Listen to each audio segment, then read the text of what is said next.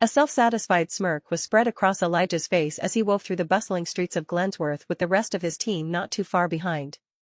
Elijah carried himself confidently yet relaxedly while his eyes scanned the crowd for any sign of anyone paying a little too much attention to him. His life on the streets taught him that a pair of discerning eyes boring into the back of your skull was just as dangerous as a bullet boring into the back of your skull. But townsfolk that glanced their way never actually looked directly at Elijah in the first place. Instead, they focused on a particular pixie nestled in the crook of his neck, perched comfortably on his shoulder.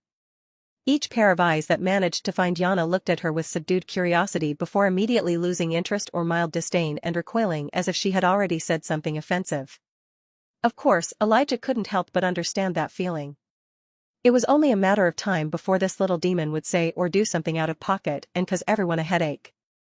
Utterly oblivious to the scornful gazes, Yana let out another deep yawn as her arms and legs stretched out in a lethargic manner before nestling deeper into his shoulder. The fairy seemed ready to drift off into another nap as her tiny form managed to stay in its impossible position in one way or another.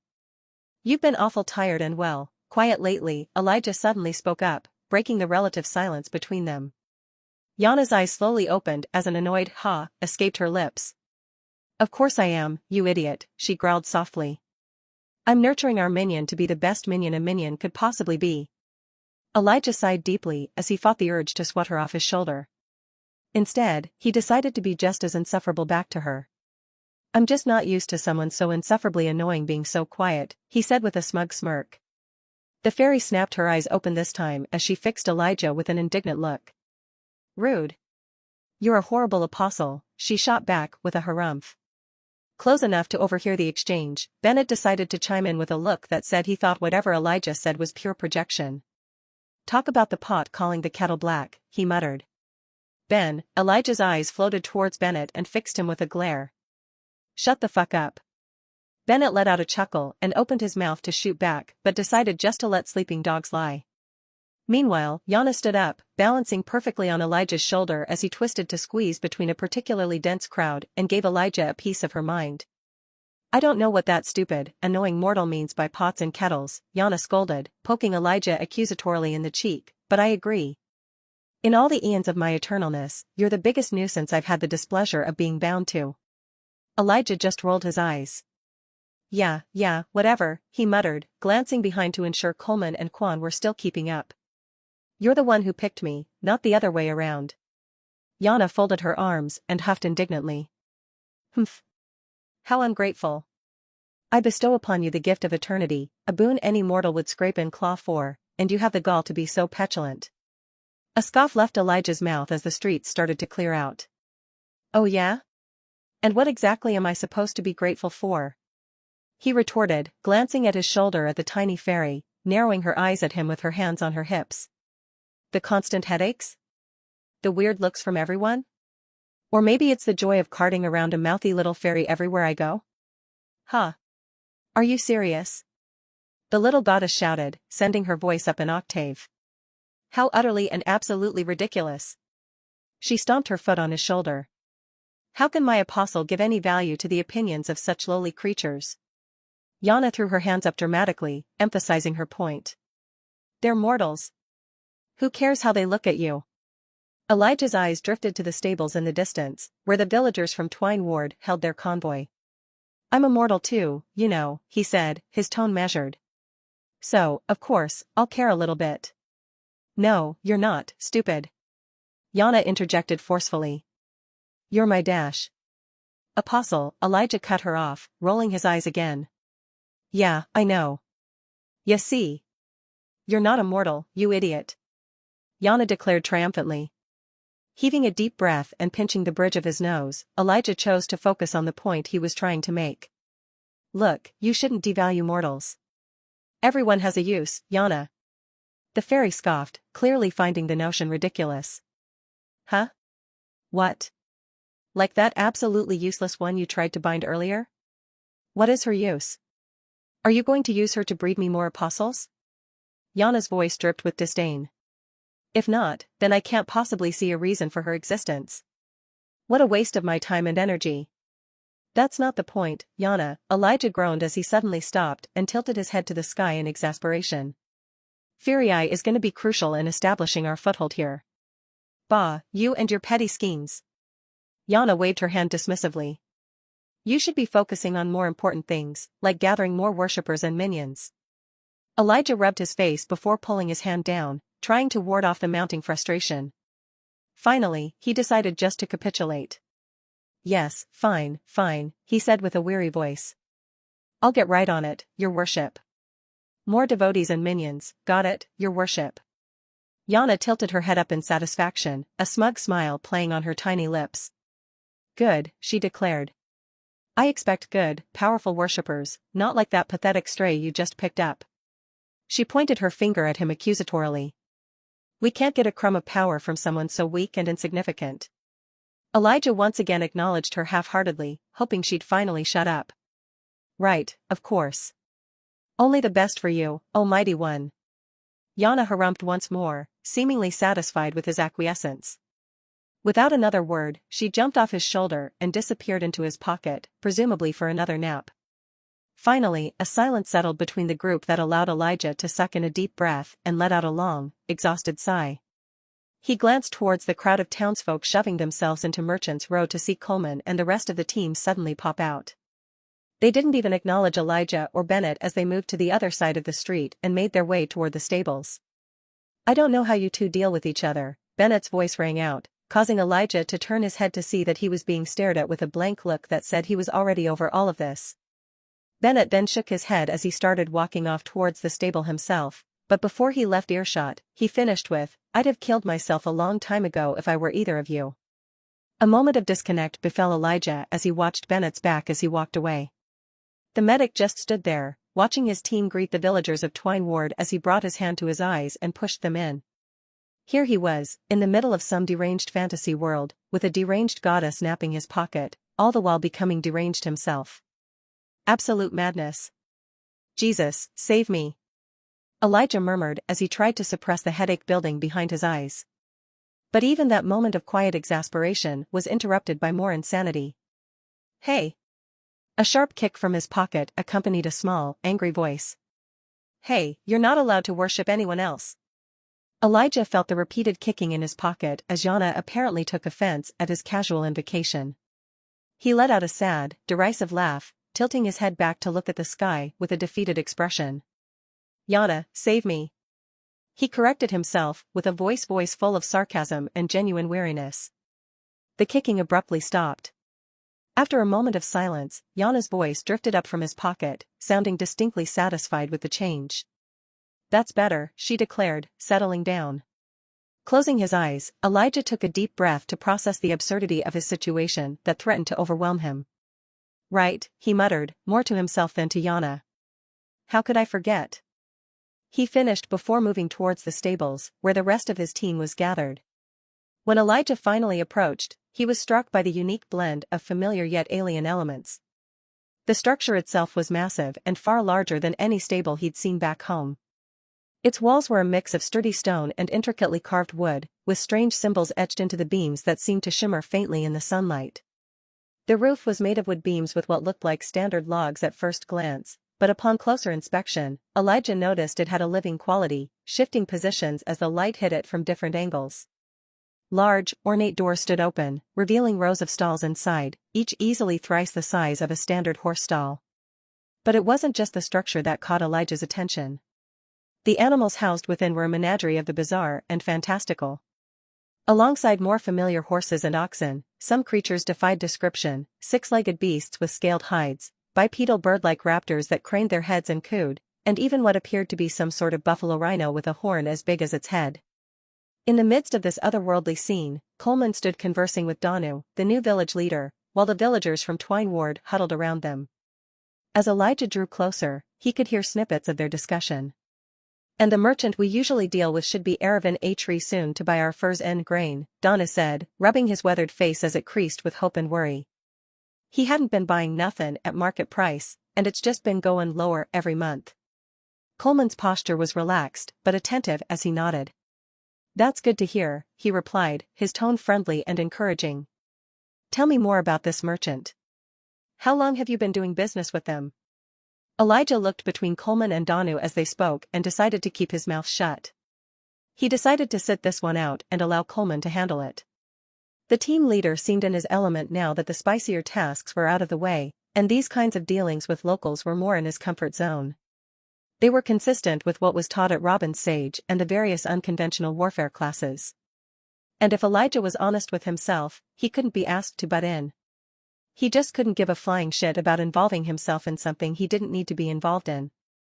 If someone else was competent and interested enough in handling it, Elijah was more than happy to allow them to take the reins. But as his attention waned, so did his gaze as he looked around with a bored expression. It wasn't long before he slinked away, wandering around the stables like some kind of tourist, oohing and awing at everything he gawked at. A lot of what he saw was the same old equipment and setup you'd find in any random barn in the countryside. But interspersed with the mundane were truly strange sights that caught his eye, just like one of those velociraptor-like birds tilting and turning its head in rapid, jerky motions. With his interest piqued, Elijah squinted his eyes to see the creature's features better. Bright white feathers covered most of the creature's body, interspersed with an earthy brown plumage that seemed to absorb the stable's dim light. The beast was striking, but still maintained a somewhat camouflaged appearance. What truly caught Elijah's attention was its face. He couldn't quite tell if it had a beak or a snout, and it seemed to be some bizarre amalgamation of both. The front of its face protruded slightly, lined with small, sharp teeth, yet it tapered to a point that resembled a beak. The ambiguity of the beast made it all the more alien and fascinating. Furthermore, its arms were like those of velociraptors. They ended in four-fingered, clawed hands complete with opposable thumbs, which they used to grab some kind of bone before hopping on their hind legs to stare back at their observer. Elijah took a few steps forward to get a better look, but the strange animal let out a soft, trilling sound that was somewhere between a chirp and a growl.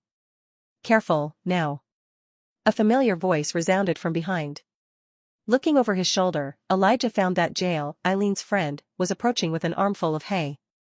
She hobbled over towards the oxen on the other side of the stall and dropped them in front of the large animals. With her arms free, Jaela then turned towards Elijah as she dusted off her arms. "If a strider don't know ya and you startle it," she fixed Elijah with a smile before folding her arms, "it could take a hand clean off." The so-called stride eyed Elijah warily, tilting its head and turning its head while clutching the bone tightly in its clawed hands. "It could also just smash your head in with that bone." Jaela continued with a hint of amusement in her voice as she watched Elijah start to back away. "They tend to do that, you know, swing around or even throw anything they find on the ground." A strange look clouded Elijah's features as he started to back away. He planning on getting close enough for the damn thing to bite or cave his brain in, but he didn't figure the monster would throw anything. Thanks for the warning," he muttered while backing away, but the creature's intelligent gaze followed Elijah's every move. As the strider continued to size up Elijah, Jaela let out a cute giggle before walking over to one of the crates nearby and started rifling through it. Just before the beast decided he'd make a good target for its improvised weapon, Jaela pulled out another large bone with blood and meat still on it. Already somewhat familiar with Jaela, the strider trotted over cautiously as it made sure to keep Elijah in its peripheral. When it got close to the meaty treat, it dropped its old bone and snatched the new one from Jaela's hand. With its prize secured, the strider quickly retreated back to its original spot, chirping and cooing as it chomped and gnawed at the bone with gusto. Its powerful jaws made quick work of the remaining meat, stripping sections of it clean in a matter of moments. Then, with surprising dexterity, it used its clawed hands to dig into crevices with chunks of meat and pinched it out. Elijah watched this display with a mix of fascination and unease. "So, I'm guessing you folks use these things?" he asked, trying to sound casual, despite his lingering wariness. Jaela wiped her hands on her dress and nodded, a mirth-filled smile playing on her lips. "Oh, they're right useful," she said, moving to latch down the crate so the striders couldn't open it. "Once you know how to handle 'em, and they bond to ya, that is." She continued, her voice filled with pride, "Most hunters love 'em, make for good long-distance huntin', 'cause they're fast as the wind and smart as a whip." Jaela paused, then added, "Afton can tell you more. He got his own." Intrigued despite himself, Elijah raised an eyebrow as he glanced back at this so-called strider. "And Afton has one of these? As a pet?" Jaela chuckled. "More like a partner, really. Those two are thick as thieves. You should see 'em out on a hunt when he has that fancy bow o' his, it's something else." When the village girl mentioned Afton's name, Elijah suddenly felt a strange sensation wash over him. It was as if a warm, gentle wave of affection and desire had brushed against his consciousness. It was featherlight, but it was still unmistakable. The feeling was alien and distinctly separate from his own emotions, but it was still there, leaving him bewildered. Elijah made a difficult face as he tried to process this strange and alien experience. He wasn't attracted to Afton in the slightest, so where was this coming from? It was as if these emotions were lightly caressing the edges of his mind rather than manifesting within him. Oh, that's interesting, Elijah managed, his usual eloquence completely deserting him. Oblivious to Elijah's inner turmoil, Jayla continued to speak excitedly as she shifted the conversation to be about him. Though I reckon it probably ain't nowhere near as impressive as that wyvern you took down. Now that must have been something to see. Another wave of foreign emotions washed over Elijah as he stepped back. This time, the feeling of affection and lust was more potent than before, and the intensity of it caught Elijah off guard. His mind was left in a chaotic mess as he struggled to focus on the conversation and was left stumbling on his thoughts. Yeah, the wyvern. Right. Elijah responded as he fought to recollect himself. It was quite a fight. For once, the typically quick-witted Elijah found himself at a loss for words, grappling with an experience he couldn't quite understand or control. He blinked rapidly, trying to clear his head of these new intrusive thoughts that kept whispering of different feelings he didn't actually feel. Are you all right? Jayla asked, noticing his distraction. You look a bit peaky. The moment when Jayla called out to him directly, Elijah's mind suddenly calibrated, and those alien emotions vanished. It was as if they retreated into the recesses of his mind, giving him back control of how he actually felt. Straightening himself up, Elijah ran a hand through his hair and shook his head. Yeah, I'm good, he replied, forcing a smile. Just a bit tired, you know? Haven't been getting a lot of sleep lately. Jayla's face softened with sympathy just as a slight blush colored her cheeks. Oh, you poor thing, she cooed, stepping closer. Is there anything I can do to help? Maybe I could make you some of my special tea. It always helps me sleep. Her eyes met his, filled with a mix of concern and something more, something that made Elijah's newfound senses faintly tingle at the edges of his consciousness. But before Elijah could respond, Bennett's voice boomed from the stable entrance, speaking in a language only he could understand. Eli, you better not be fucking someone, he paused, taking in the scene before him. His expression went blank for a moment before he turned on his heel. Cole. Bennett bellowed as he walked back out. He's trying to fuck some village girl again. Elijah slapped his face and dragged his hand down before letting out an exasperated groan. God damn it.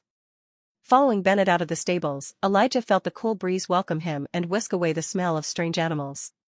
He half expected to see Coleman marching towards him with that all-too-familiar look of disapproval, but it seemed like the team leader was already indisposed. Elijah couldn't help but smirk at his luck as he watched Coleman and the new village head, Danu, engage with a few unfamiliar faces.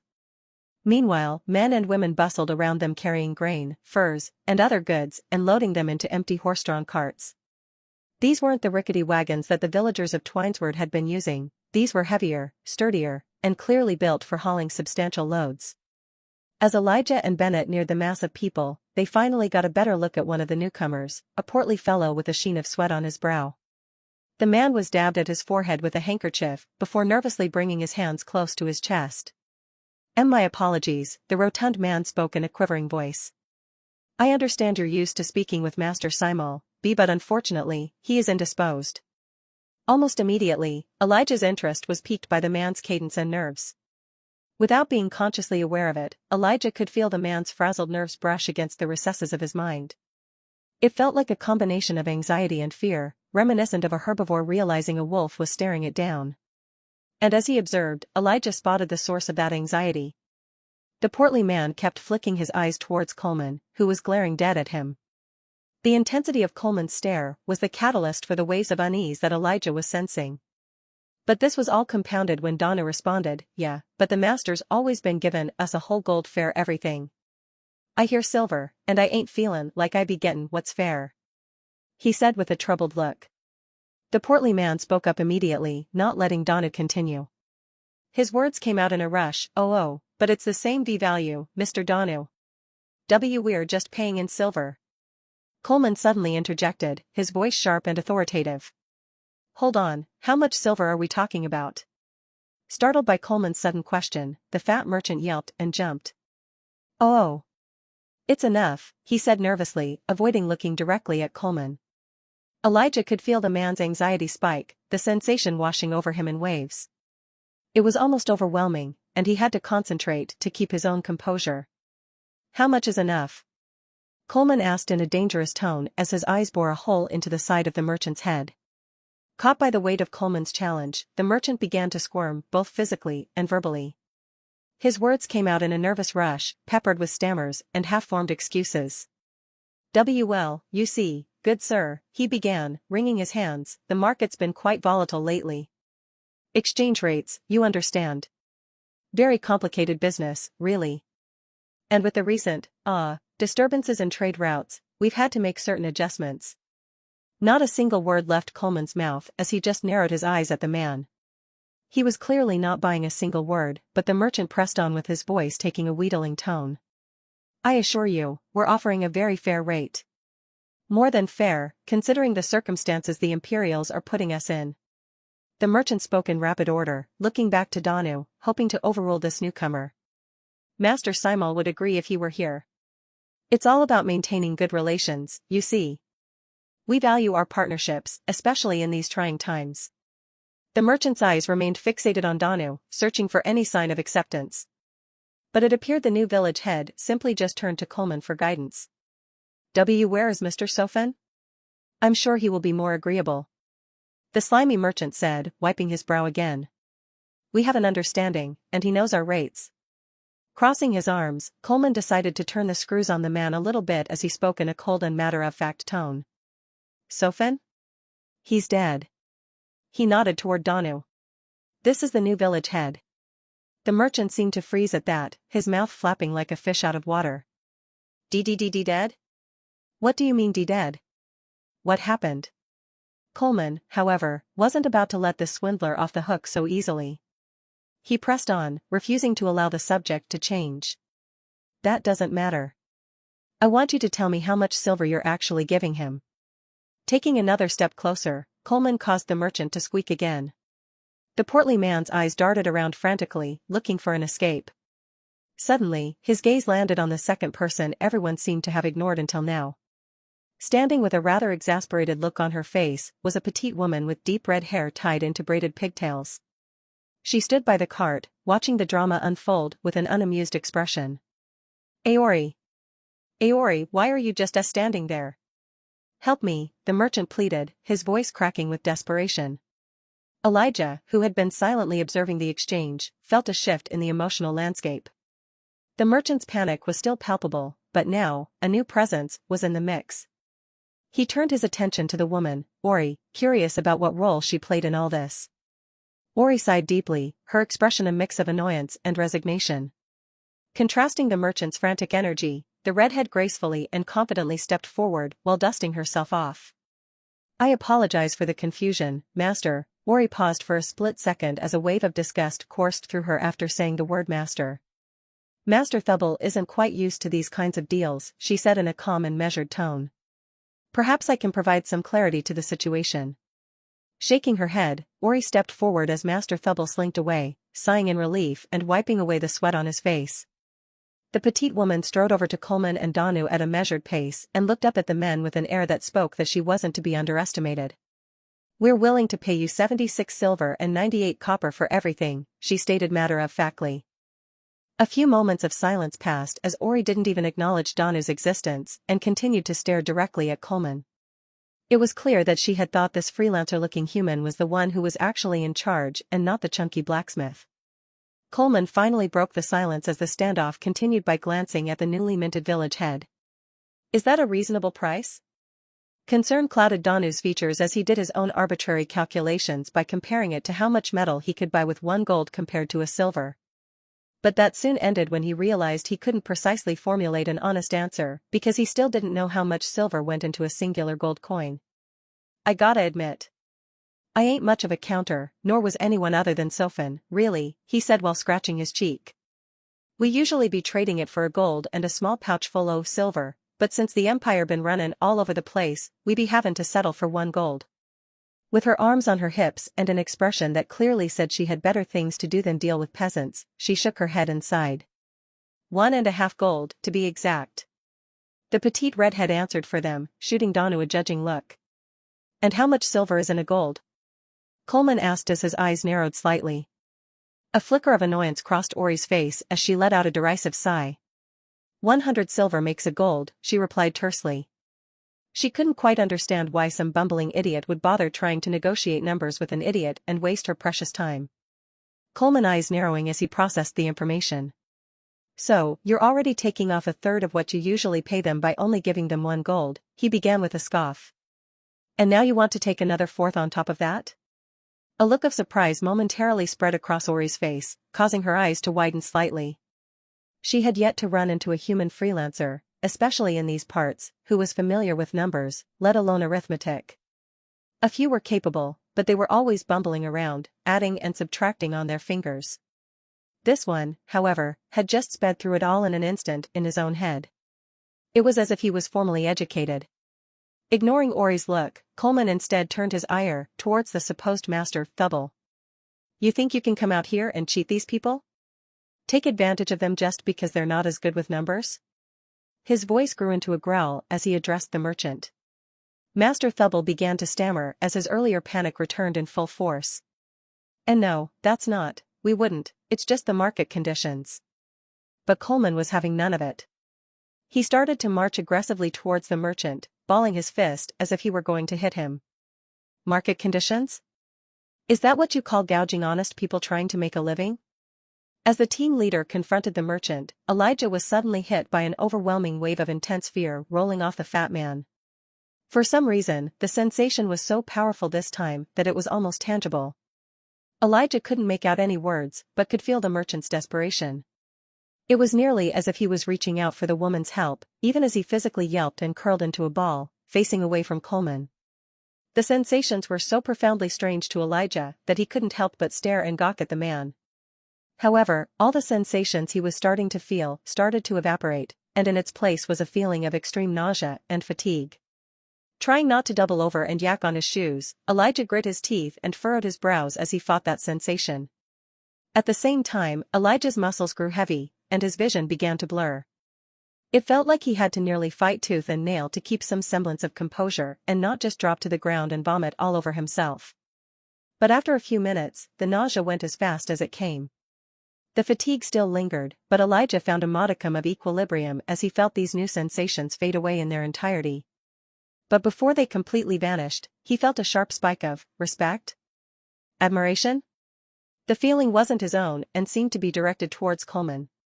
Elijah's eyes floated over to the source of this new emotional current, realizing it was coming from the redhead before it completely disappeared. As he focused on her, he noticed something he had completely ignored as he tried to figure out what in the hell was wrong with him, her long and droopy ears.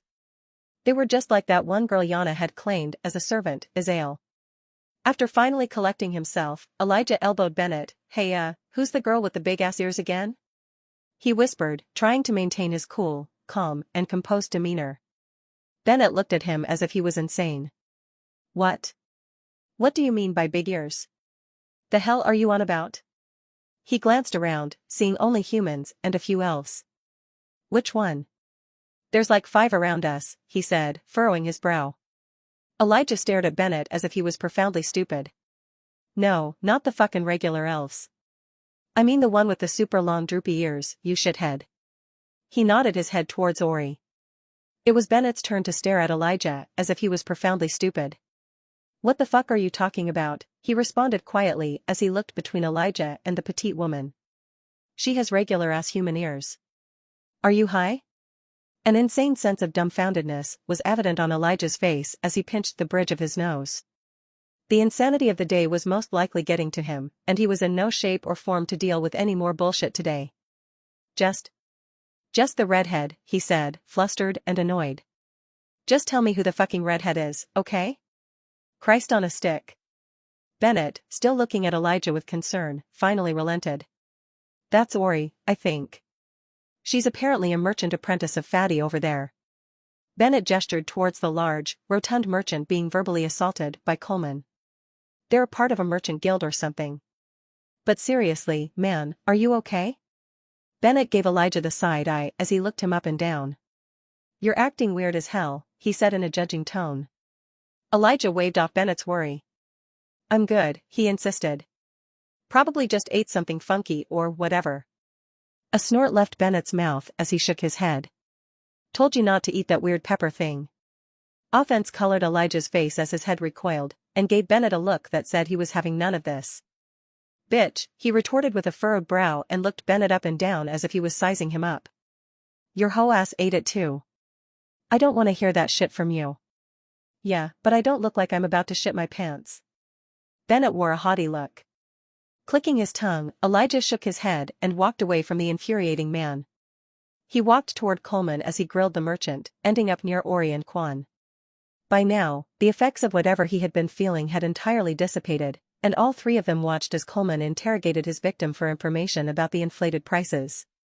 Coleman's questioning began to segue into broader market conditions. Why is this happening? What's making the market so horrible that you feel you have to stoop this low? He demanded in a threatening voice after cornering his victim. As the merchant stammered through explanations about supply chain disruptions and imperial trade restrictions, Elijah, Ori, and Quan stared blankly at the scene unfolding with the monotony of economic discourse.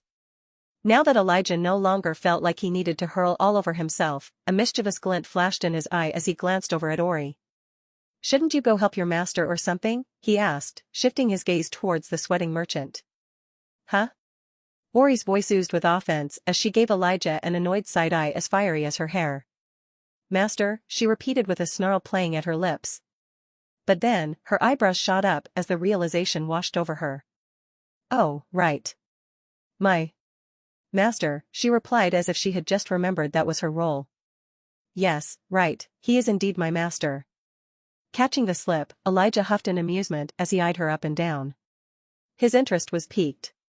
Clearly, Ori was using the merchant as cover, and the reality seemed to be that she was the one in charge, not him. Well, Elijah said, keeping his tone casual, aren't you going to step in? Your master seems to be floundering. Ori huffed in annoyance at her fumble as her eyes narrowed slightly, reassessing the man beside her. He needs to learn how to handle these situations, she said coolly.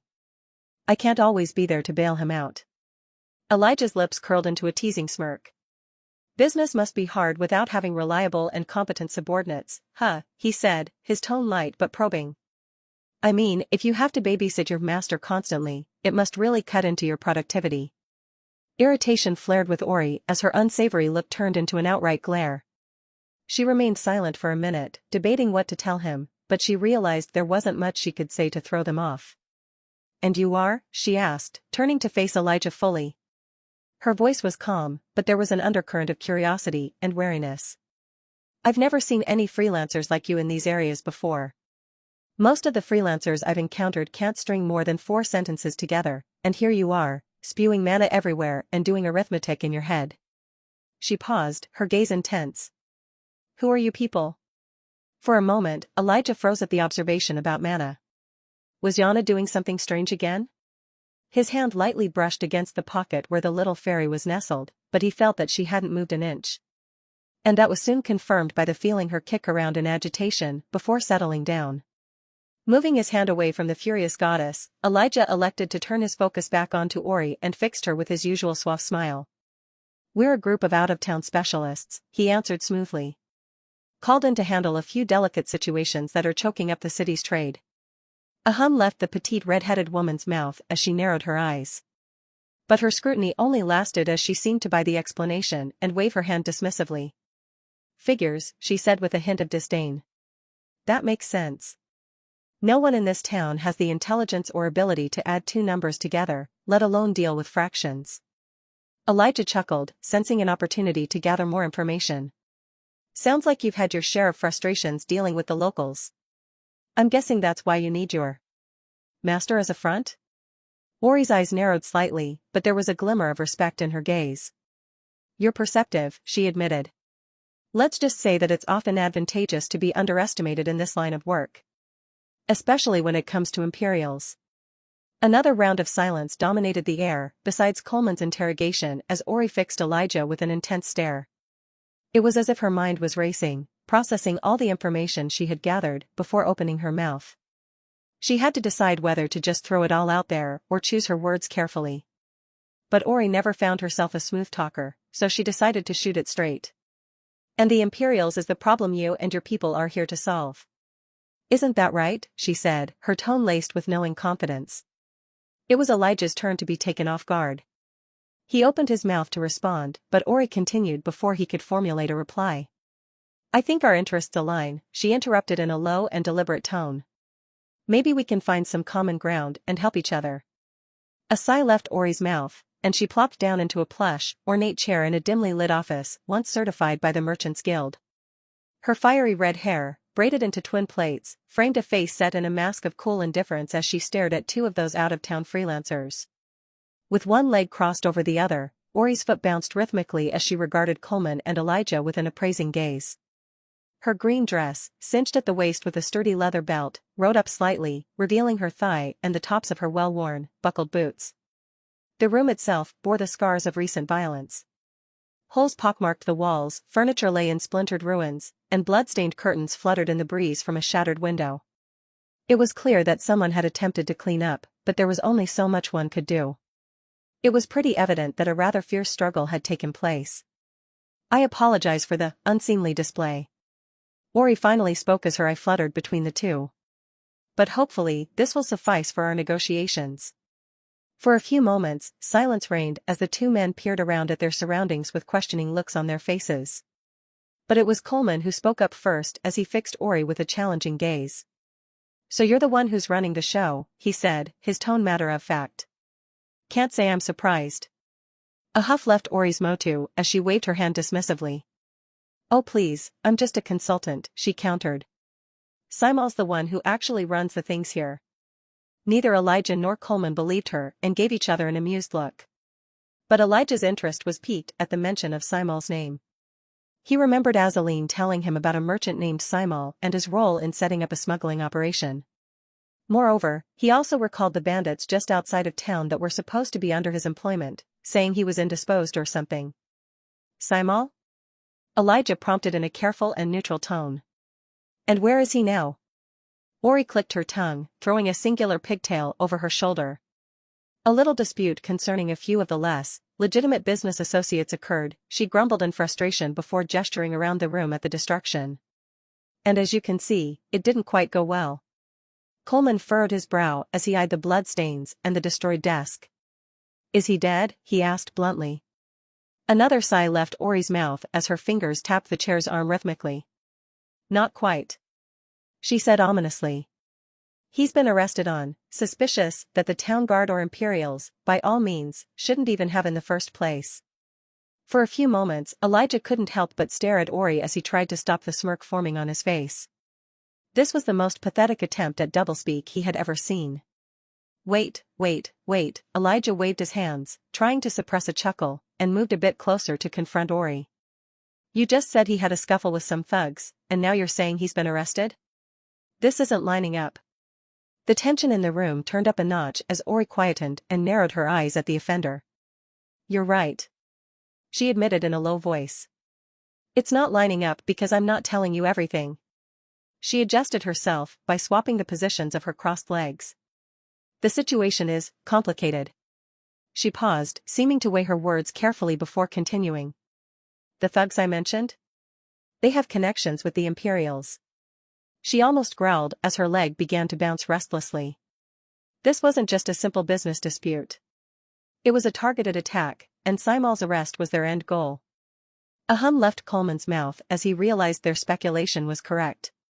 This town's webs were indeed intricately woven to the point that the lines were blurred between the criminal elements and the law enforcement. It was the classic situation of corruption and collusion, where those sworn to protect had long since compromised their oaths for power, profit, or protection. It looked like things would get messy and require an extremely delicate touch, but there was an undeniable potential here. Elijah folded his arms as he thought about what he would say next. He knew the name he was about to drop would either make their conversation easier or a lot harder. Einar, he said, the single word loaded with implication. The name caused Ori to freeze in place as a flicker of anger flashed across her face. The rhythmic beating of her fingers stopped as she gripped the chair arm tightly. Out-of-town specialists indeed. She growled, fixing the two with a piercing glare. Everyone in the room knew that Ori wasn't very familiar with hiding frustration as her face contorted in her attempt to calm herself. Her eyes closed, and her grip on the chair's arm tightened, causing her fingernails to dig into the wood. But when she opened her eyes again, her composure had returned, and then her grip loosened, though a hint of tension remained in her posture. "Have you been hired by the Golden Courier to sort this out?" she asked in a calm and controlled tone. "Oh, no." Elijah shook his head while chuckling. "I'm not here to bail you out of whatever the hell you got yourself into," he said in an inflammatory way as he shook his head. "You want our help, then you gotta make it worth our while. We're not a charity." Coleman watched the exchange silently as the tension became so palpable he could have sworn he could cut through with a knife. He wanted to intervene and pull back on Elijah's reins, but he recognized the man was in his element. Ori glared hatefully at Elijah as he stood there, looking down at her through his nose. She wanted to fling a scornful ball of fire at his stupid face, but she also knew he wasn't wrong. A true professional would never stumble into a job and work for free. And if they did, she sure as the infinite hells wouldn't trust such an amateur with any responsibilities. "Well, who do you work for then?" she hissed through gritted teeth. Elijah just shrugged, an insufferable smirk playing on his lips. "Well, I can't tell you that, now can I?" The smirk seemed to infuriate Ori even more, as her eyes narrowed dangerously. Even though she made one misstep after another, Ori still looked like she might lose her composure entirely. But then she took another deep breath and visibly restrained herself. "Careful now, freelancer." She spoke to him with a hint of disdain. "You're playing a dangerous game with your tomfoolery," Ori growled as she clenched her fist. "You have no idea who you're antagonizing." A huff of amusement left Elijah's mouth as he looked Ori up and down before lifting his hand in mock surrender. "Hey, I'm not the one bringing a bunch of dudes I don't know into my busted office looking for help," he shot back. "Let's stop being disingenuous and get to business, alright? You need services rendered, and we're not working for cheap." After a few moments of grumbling and a poor attempt at being more competent in the negotiation arena than she was, Ori finally cracked. Her face contorted into a mix of frustration and uncertainty as her hand shot up to her face, rubbing her eyes as if trying to physically wipe away the growing headache. She was smacked with the dreadful realization of just how out of her depth she truly was. The face of their operation had been carted away, leaving her to navigate the treacherous social aspects of the underground alone, a task she was clearly ill-equipped for. As she lowered her hand, Ori's expression was a blend of resignation and barely contained anger. She took a deep breath, visibly steeling herself before speaking. "Fine. What do you want?" she asked, her voice strained and weary. The question hung in the air, a grudging admission of her vulnerability in this situation. Elijah clapped his hands and started rubbing and biting his lip in excitement as he approached Ori, causing her to shift uncomfortably and sink deeper into her chair. She left as if she was being accosted by some pervert who thought of her to be defenseless. "I want every record, every document, every list dealing with the Empire." Elijah's gleefulness caused Ori's eye to twitch. She crossed her arms, looking up at him as if Elijah wasn't sound of mind, but he wasn't done as he placed his hands on the remnants of the table. "I want to know who's doing business with them," he continued. "Who's making their bread, fixing their clothes? I want to know who supplies their weapons, armor, and horses. I even want to know the names of innkeepers housing their officers. I need details on their supply lines. Who's transporting goods? What routes are they using? Are there any smugglers working with or against them?" Elijah's eyes gleamed with intensity as he leaned in closer, fixing Ori with a crazy, conspiratorial gaze. "And most importantly, I want to know who is talking to them. Who are their friends? Their associates? Anyone in this town that even fucking talks to them." Ori's expression morphed into one of utter disbelief. Her mouth hung halfway open as she stared up at Elijah as if he had suddenly grown a second head. Her gaze remained locked on his, only blinking to see if this crazy person was still here and not a figment of imagination. After what seemed like an eternity, Ori finally found her voice, though it was tinged with disbelief and exasperation. "Are you mad?" she asked in bewildered frustration. "Why can't you ask for something normal, like money? What is wrong with you?" Leaning to the side, Ori rested her head in her hand as a slew of what sounded like curses in some strange language left her mouth. The head forming in the redhead's skull became unbearable as she massaged her eyebrows with her fingers. By the gods, I. She stopped mid-sentence and fell silent as she thought about the logistical nightmare of gathering all these documents. After another deep sigh, she looked up at Elijah with weary eyes. Are you sure you don't just want coin? An amused chuckle left Elijah's mouth as he shook his head. Information is money in my line of business, he replied coolly. If you don't have it, then we have no business. Groaning in reply, Ori reared upright in her chair with a look of utmost indignation. You are asking for a lot, she growled, her voice tight with frustration. I can have this kind of information organized and transferred to you, but this is far outside the scope of what I was initially bargaining for. She paused as her mind raced, trying to find any way to salvage the situation and still come out with something to show for it. If you want all of this, she continued pointing an accusing finger at Elijah, then we're talking about several jobs in return. This isn't a one-and-done deal anymore. Elijah rubbed his beard thoughtfully, his eyes narrowing as he fixed Ori with a discerning gaze. I don't know, he said, his tone uncertain. I think a little down payment as a show of good faith is in order. How do we know you're not just going to give us useless info? He continued, pushing himself off the remnants of the table and stepping back in line with Coleman. For all we know, you could just make some random shit up. How about a little taste to win our confidence?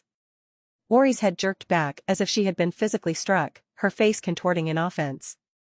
Excuse me, she snarled, her voice dripping with indignation. Who do you take me for? Some merchant? Her hands gesticulated wildly as she continued her tirade. How rude you are. How unfathomably rude. She pointed accusingly at both Elijah and Coleman. I'm an alchemist. Not some charlatan pushing a cart full of goods. The sudden outburst caught both men off guard. Elijah raised his eyebrows, exchanging a quick glance with Coleman before turning back to Ori. Elijah held up his hands in a placating gesture, his tone becoming more conciliatory. Look, we don't know who you are or what you do. That's the whole point, he said, trying to diffuse the tension. But I believe in tit for tat. How about this? I'll give you the name of someone we're associated with, and in return, you give us some info. Just enough to assure us you're not jerking us around. He watched carefully as Ori seemed to calm down a little, though her scornful glare remained fixed on him. The redhead's fingers drummed on the armrest of her chair as she considered his proposal. After a moment of tense silence, Ori spoke, her voice still tight with barely contained frustration. Fine. Who's this associate of yours? Exchanged a quick glance with Coleman, who gave a subtle nod. Elijah turned back to Ori and ran through the names he could possibly use. He could lie and name-drop Indy or that dude Jadner, but Elijah firmly believed in manipulating the truth. We have connections with a woman named Azaleen. That ring any bells? He finally spoke after a few moments of deliberation. Ori's eyes widened slightly as a flicker of recognition passed across her face. Humph. Figures Indy and that woman would be involved in some way or another, she murmured in a scornful tone before quickly brushing out her dress. She then leaned back in a more relaxed and less defensive posture. All right, I'll give you a little taste, Ori replied before her voice lowered. I have a few mid-ranking officers in the Imperial forces on my payroll. They provide advance notices of patrols or any gaps in security for our operations. However, one of these officers has been less active and cooperative since Saimal had been arrested. I'm starting to suspect he may have had a hand in it. She explained as her eyes flickered between the two men. This behavior change started ever since he began associating with a particular gang and their crew that runs a blood pit. This revelation piqued Elijah and Coleman's interests. This kind of intel could change everything and turn this town into NATO's #1 priority. But as they leaned in to listen, Ori's mouth had snapped shut as if she'd said enough. She narrowed her eyes at the two men, gauging their reactions, and watched as barely concealed frustration. It was apparent this little sample stirred something within them because they immediately honed in on her with a hungry gaze, eager to hear more about this tantalizing piece of information. Come on, you can't leave us hanging like that. Elijah threw his arms up and let them smack at his side. We need more. We need names. Ori's lips curved into a small, knowing smile as she slowly shook her head. The woman's eyes never left Elijah's face as she wagged a finger at him. Oh no, I don't think so. she said in a satisfied and sultry tone. This proves I have access to valuable information. Information you want. Now, I expect commitment. No more silly run around, no more silly games. She leaned back in her chair, crossing her arms. If you want names, then you need to agree to work with me. Tension filled the room as Elijah and Ori stared each other down. Neither of them was willing to budge on the matter, putting themselves in a weaker position than the other. The air crackled with unspoken challenges as their mind raced to find a way to get a leg up on the other to get better terms. Elijah was the first to break the silence as his voice came out in a low and frustrated tone. Look, we can't commit to anything without more concrete information. You're asking us to take a huge risk on faith alone. Ori's tone sounded more like a contemptuous snarl, as if she were dealing with some bratty upstart. And you're asking me to potentially expose my entire network based on your word, she scoffed and dismissively waved her hand. I don't think so. Then we're at an impasse, Elijah retorted. The back and forth had stopped, but the heavy and uncomfortable atmosphere remained. Neither side was willing to give ground, but they were both desperate for what the other had or could provide. Both were operating as if this was a zero-sum game, playing for all or nothing. Just as it seemed the negotiation might break down entirely, Coleman stepped forward and pulled at Elijah's shoulder to indicate for him to back off. How about this? He spoke while looking specifically at Ori.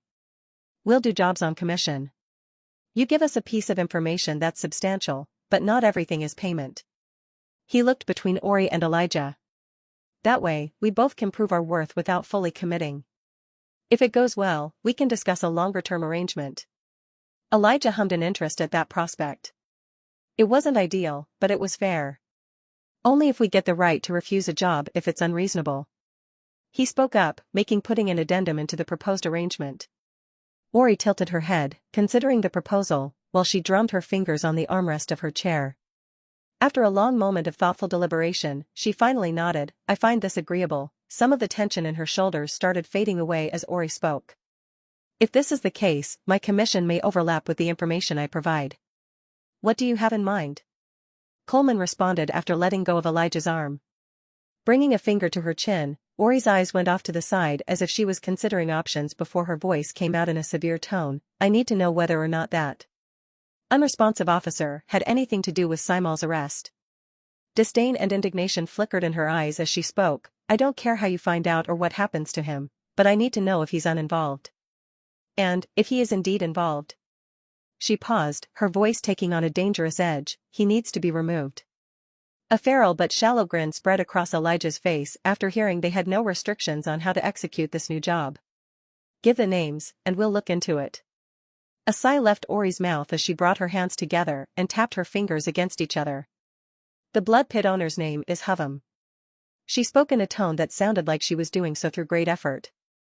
And the officer's name is, she paused and interlinked her fingers together, and squeezed tightly. Watchmaster Jada. As the sun dipped low over the horizon, it painted Glensworth in hues of amber and gold, signifying the day's end. However, Merchants Row still bustled with activity as the patrons went about their business, making final transactions beneath the fading light. The air was thick with the mingled scents of spices, produce, and cooked goods aging under the lingering heat. Shopkeepers called out their final bargains in a cacophony of desperation and enticement while a kaleidoscope of patrons clamored around, trying to get the best deals. Humans jostled alongside elves, trying to get the cheapest prices for meat pies, while more exotic races looked to raw materials. Dwarves haggled fiercely over metalwork as their bearded faces flushed with fervor during negotiations. Inaris bickered with each other, trying to get the best cut of linens and other fabrics. The Towery, on the other hand, simply towered above the throng, pushing their way toward the weapons shops with their impressive horns glinting in the dying sunlight. On the other hand, children darted between adults' legs, snatching up fallen fruits and pocketing trinkets from strangers' pockets. The clinking of coins and the rustle of goods changing hands provided a constant undercurrent that was a reminder to everyone that trade was the lifeblood that kept Glensworth's heart beating. Amidst this vibrant tapestry of commerce and life, Elijah twisted and maneuvered as he flowed through the crowd like water. He moved somewhat lethargically as if he had no purpose and was only casually observing as he eyed a group of soldiers in imperial garb hassle a poor stall owner for their grain. To any casual observer, he was just another patron, pausing occasionally to examine wares or flash a charismatic smirk at passing women. But in truth, Elijah was lurking and creeping. His gaze never strayed too far away from the fruit stall where Furii was. The woman was engaged in a hushed conversation with Brack and presumably outlined the details of Elijah's job for the scraggly, scarred man and his gang of miscreants. As Elijah continued his casual surveillance, his trained eye caught sight of another group attempting to blend into the crowd. He almost chuckled at their pathetic attempt at stealth. They stood out from the throng like sore thumbs, standing menacingly and even threatening passers-by as they stared hard at the meeting taking place between Furii and Brack. A for effort, F for execution, Elijah muttered under his breath, shaking his head slightly. Keeping his movements subtle, Elijah pressed down on the push-to-talk button hidden in his pocket and spoke softly into his low-profile earpiece. "Baron, Yapper," he began with a hint of annoyance leaking through his voice at the call sign he had been forced to use. Spotted another group, 30 meters from meeting point, between the statue and the dwarves arguing next to the tanner. He continued maneuvering through the crowd, but keeping a good distance from the thugs, 4 individuals, poorly concealed. "You got them?" "Copy that, Yapper," Coleman's voice crackled through the earpiece, his tone almost amused as he emphasized Elijah's call sign. "That marks 3 potential hostile groups." Elijah's lip curled into an annoyed snarl at his new call sign. He huffed a haughty huff of air out of his nose, but his irritation quickly evaporated when he noticed Brack aggressively grab Furii's arm. The tension in the air spiked, and Elijah's body tensed as his hand instinctively moved toward his concealed weapon. His eyes narrowed when he saw Furii rip her arm free of Brack before backing up and pointing an accusing finger at the man with a mask of defiance, even though it was obvious she shook with fear. Seeing Brack's face contorted with anger and shot forward to grab her again, Elijah moved to break cover and intervene. However, a particular green-haired elf shot out from behind Furii and pushed the thug back. The gang boss hesitated, then looked up to see Talarian standing between him and his would-be victim. "Baron," Elijah hissed into his calm, situation's escalating. As the confrontation drew the attention of nearby patrons, the crowd around them seemed to give them a wide berth and gawk, expecting a fight to break out. The air crackled with tension as Brack's men started to move in, their hands drifting toward hidden weapons. "Roger that, Yapper," Coleman's voice crackled through the earpiece, cool and steady. "We've got shooters in position." Elijah's eyes shifted to the group he'd spotted earlier. "Copy that. Stand by," he replied as he followed after the gang members when they started pushing through the crowd. These guys were apparently worse than amateurs who had the subtlety of a drunk elephant. As they made their way to their boss, they barked insults and pushed random passers-by out of the way, making it all too obvious what their intentions were. Intentions were immediately noticed by a certain feather mage who snapped his eyes to the group and readied his weapon while muttering a few words in a chant. Elijah slipped in after the thugs like a shadow while his hand ghosted over his waistband underneath his poncho like two. His fingers curled tightly around the grip of his pistol as he wove through the throng, keeping just out of sight. "Baron, I got these guys," Elijah started issuing directives as one of the guys on the ground. "Once I start shooting, you take the other groups out." A brief silence lingered over the net before his earpiece crackled to life. "Copy that, Yapper." Coleman came in clear and concise. "Shooters 1 and 2 are green. They'll engage when you engage." As he neared the clearing where conflict was taking place, his eyes darted to the back of each head and started marking who he'd end first for maximum efficiency. At this point, the shouting became much clearer as Brack's voice angrily cut through the market din, but just when his men entered the area, the gang boss threw up his hand. "You're lucky, whore," Brack spat, his eyes darting around suspiciously. "I ain't dumb. If you're out here meetin' me in the open, that means they be watchin'. Elijah hung back, blending with the crowd at the edge of the clearing, straining his ears to catch what was being said. Furii scoffed as she backed up more so she was between her 2 guards, Talarian and Rivka. "If you weren't dumb, you wouldn't grab me like that," she shot back in a voice dripping with disdain. "But you have such a fragile ego and a tiny dick that you still grabbed out at me. I wonder what my boss will do when he finds out." The air between them crackled with tension. Brack leaned in, his voice dropping to a menacing growl. "By the end of this, you're gonna pay. You'll belong to me, one way or another." Furii rolled her eyes, seemingly unimpressed by the threat. "Are you going to accept the job or not?" she asked, her tone bored and slightly exasperated. Brack's face twisted into an ugly scowl. For a moment, Elijah thought he might lash out again. But then the gang leader's shoulders sagged slightly. Fine, he growled, he hissed, throwing his hand over his shoulder, indicating his men to follow. I find you're God's damned imperial, whore. With that, Brack spun on his heel and stormed off. His men scrambled to follow, pushing people over and even knocking a few to the floor as they caught up with their boss. The rest of the crowd parted before him like water. No one wanted to stand in the way of such a contemptuous man and his band of brigands. Elijah's eyes narrowed as more groups of thugs filtered through the crowd. One particularly clumsy individual bumped into his shoulder, causing him to stumble into another random passerby. The thug, oblivious to his near brush with death, continued following his boss through Merchant's Row. A disgruntled mumble left Elijah's mouth as he righted himself. He clacked his push-to-talk, addressing his team leader. Baron, I think they're backing off. Coleman's voice crackled through the earpiece, copy that, yapper. Shooters 1 and 2 confirm their targets are retreating as well. With the immediate threat dissipating, Elijah allowed himself to melt away into the crowd. His hand slowly released its grip on his concealed weapon, though his muscles remained tense as he kept his head on a swivel. Meanwhile, Fury stood rooted in place, her hand still gripping her arm where Brack had grabbed her. The woman's fingers trembled slightly as fear and anger coursed through her veins. Rat bastard. She hissed a few choice words under her breath. Thinks he can just grab at me like that? She spat at the ground in disgust. Her gaze dropped to her arm, where she could still feel the phantom pressure of Brack's grip. I swear, if he touches me again, I'll cut his cock off myself. She continued to murmur as if trying to convince herself more than anyone else. Out of nowhere, Talarian reached out and grasped Furie's shoulder. You all right? When his hand made contact, Furie nearly jumped out of her skin. Her eyes were wide as dinner plates, and she wore such a fearful expression that one could have thought she was looking at a ghost. Her facade of a confident and competent woman crumbled in an instant, and for a split second, she felt herself taken back to darker times when rough hands hurt her.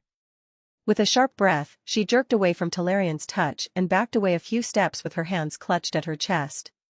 However, realizing it was just Talarian, Furie forced herself to relax. I am fine, she nodded skittishly, trying to put on a brave front. Let's just go back to the tavern. Talarian tilted his head curiously, wondering why she had such a visceral reaction. He looked to Rivka, who had the same inquisitive look and just shrugged, before following after her. As she marched off towards the tavern, Furie hugged herself to soothe herself and smooth out her metaphorical ruffled feathers. In an attempt to regain her composure, she steadied her breathing, but her mind continued to race, replaying the confrontation with Brack and her reaction to Talarian's touch. Furie knew the man was just trying to be helpful and supportive, but it still made her feel exposed. The fact that she was so vulnerable to just a touch made her skin crawl. If she continued to harbor this kind of weakness, then it was only a matter of time until she would find herself locked into another room for weeks on end to be used and abused for Brack's gain. When the tavern finally came into sight, Furie paused outside the door and stood there for a few moments. Her old habits started returning as they fidgeted with the hem of her shirt. She had to gather her wits about her before she went in to see that man, but the weight of her new situation pressed down on her like a physical force. She knew she was essentially owned and made to play in a dangerous game she didn't fully understand, and her new owner wasn't completely forthright with her about his real objects. But, at the same time, he hadn't forced himself on her yet. But how long would that last? The uncertainty gnawed at Furie, making her stomach churn as she took a deep breath. She had to steel herself and appear strong and in control, or else her new boss would run her over. But inside, Furie felt anything but in control. The tavern door seemed to loom before her like a portal back to a world where she was a toy in someone else's hands. But she knew there was very little choice in what happened next. Her boss had made it abundantly clear that he would not let her go so easily. She reached out toward the door handle with a final, steadying breath. A silent prayer to any god that would listen quietly left her lips as she yanked it open. As Furie stepped through those heavy wooden doors and into the tavern, she was greeted with a relatively sleep atmosphere.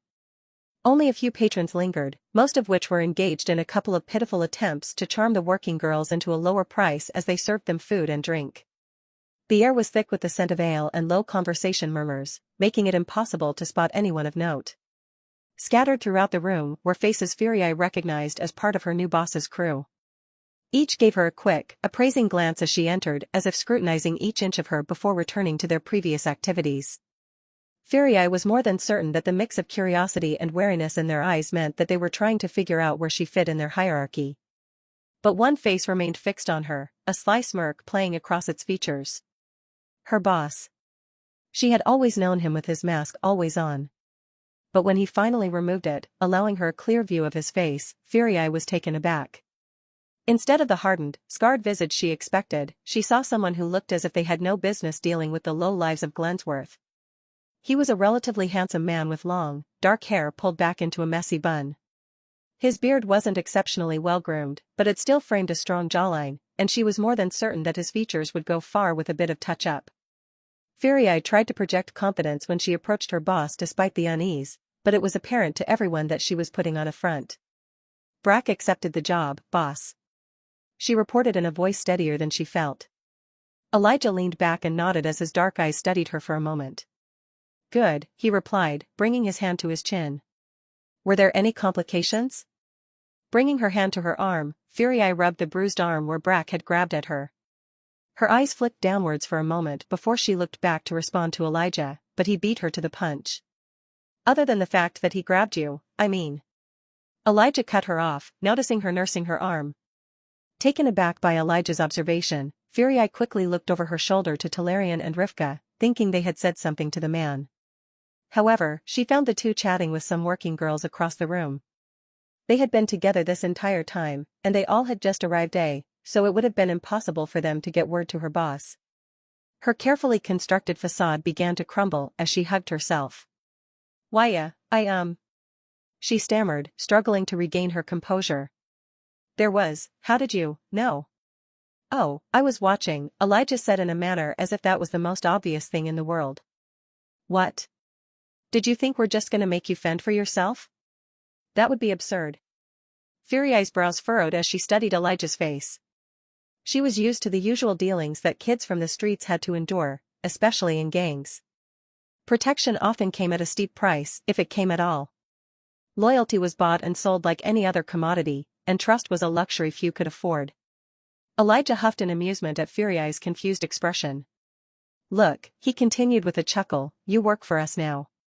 That means you're afforded all the perks that come with it. He gestured to himself with both hands. If you get our backs, we get yours. That's how this works. I don't understand, she said hesitantly in a voice barely above a whisper.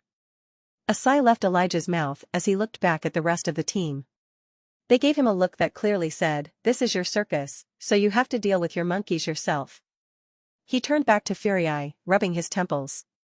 Okay. He replied with a tone full of exasperation. Listen, Elijah began, trying to muster as much patience as possible. Here's how this works. You keep your head down. You don't draw unnecessary attention to yourself or our operations. You don't talk about what we do to anyone outside the crew. And most importantly, you don't screw us over. He paused, making sure every word sank in. You do all that, and we'll take care of you. You'll be well fed, have a roof over your head, and we'll protect you to the best of our abilities. Elijah's eyes bore into Furii's with an intense gaze. That means no more worrying about ending up on the streets or being sold off to the highest bidder. It means you don't have to sell yourself or do anything you're uncomfortable with just to survive. We're not saints, but we take care of our own. He leaned in closer, his voice this time took a dangerous edge. But understand this, betrayal isn't an option. Cross us, and I'll kill you. Got it? Now, these were the kinds of threats Furii was used to, and she nodded in affirmation. I understand, boss, she said, her voice steadier now. This was a far cry from the treatment she was used to in the underworld. For the first time in a long time, it felt like the odds weren't wholly stacked against her.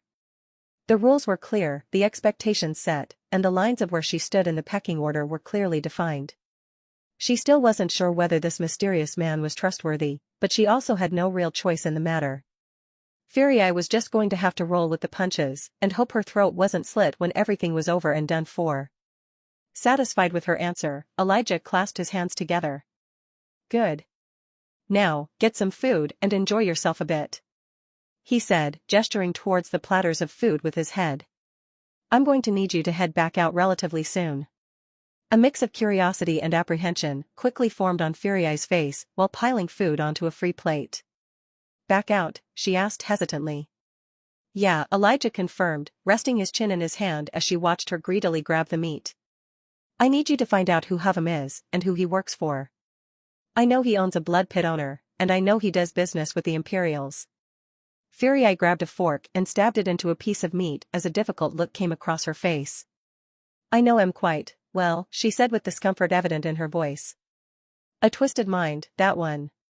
Catching the undercurrent of unease, Elijah's eyebrow shot up as he studied her face for a few moments. He was picking up something more to familiarize her with, but he decided not to touch on it. Ripping into her piece of meat, Furia chewed slowly and savored the taste while she composed her thoughts. Hovem's the kind of man who'd sell his own mother if he thought it'd turn a profit. Her words came out slightly muffled as she spoke with her mouth full. Owns the largest blood pit in Glensworth. Real piece of work. At this point, her eating took a fevered pitch as she stabbed into another piece of meat as if she hadn't tasted such delicacies in decades. He likes to pretend he's some kind of nobleman, all fancy clothes and airs. But underneath?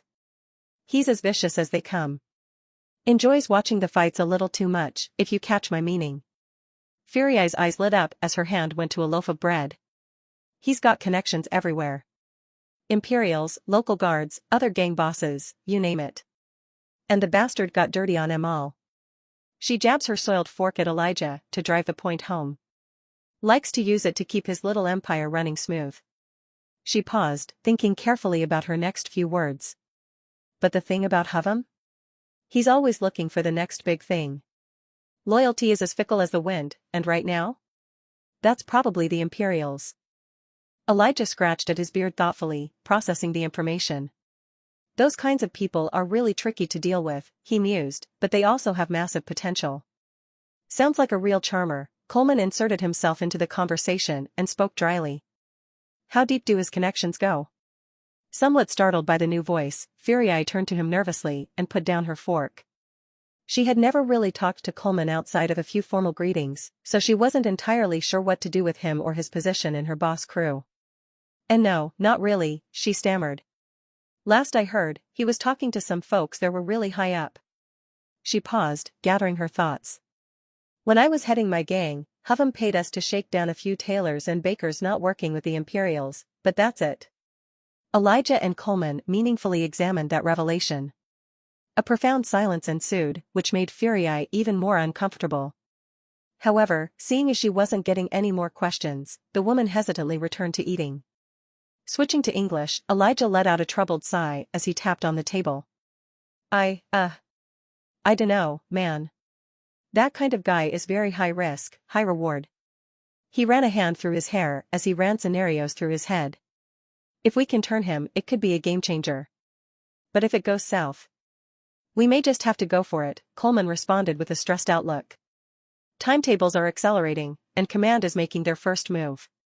Shifting his posture, Elijah gave Coleman a hard look to see if he was serious or not, but he couldn't detect a hint of deceit. Shit, he responded before pressing his fingers into his eyes. So. Shit, he cursed again as he tried to formulate his thoughts. What does that mean for us? Are we pulling out to support large-scale ground ops? Coleman shifted uncomfortably in his seat as his leg bounced up and down. No, he replied, looking at Elijah, saying he really didn't like what he would be saying next. They're moving to support battle space shaping operations that are being conducted. Elijah just stared at Coleman incredulously, his eyes narrowing as the implications of what he was hearing sank in. Coleman, on the other hand, looked as if a great weight had suddenly been placed on his shoulders. The pressure of their new reality became evident in his posture, and his expression continued souring. And there's a huge emphasis on supporting our shaping operation, Coleman continued, his voice low and tense. He brought his hands to his mouth as if trying to hold back the words he was about to say physically. After a moment, he dropped them and locked eyes with Elijah. They're taking off the leash, carte blanche style. If there's an angle to work it. Sitting in the back of the sleek government sedan, Toivanen's fingers pressed into the bridge of her nose as her hands kept over her mouth in an attempt to physically hold back a migraine that was creeping in. The soft hum of the car's engine and the gentle sway of motion did little to ease her tension as she found herself completely overwhelmed after the past 24 hours. Her mind raced, replaying the events that had led to this moment.